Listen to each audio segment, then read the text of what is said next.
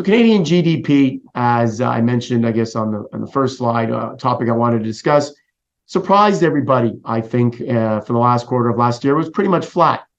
And actually, the month of December, we saw a negative number. We think the January number, which we should get results shortly, is trending slightly positive.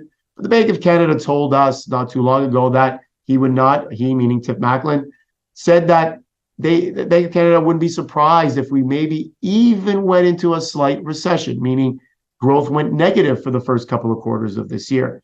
And we're starting to see a bit of that right now. We have a nice chart which shows Canadian GDP and how it's flatlined over the last quarter of last year. And there it is.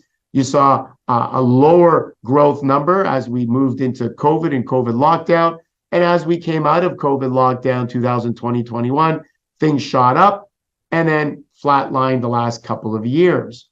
I think the main takeaway from this chart and this idea is, how are the markets going to react?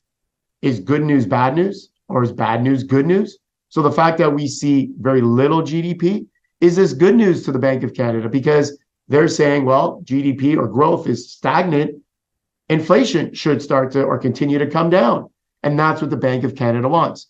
We're also seeing GDP in the US come down as well. And again, that's music to the Fed's ears, because they're saying that if we can get growth to come down, inflation will follow at some point later on. So what may be bad news in terms of growth or GDP for our country is good news on the inflation front. So I wanted to bring up that point, that when you hear that our country may be struggling with growth, not to worry so much, because it's anticipated by the Bank of Canada. It should be anticipated by all of you and should not affect your investment decisions going forward.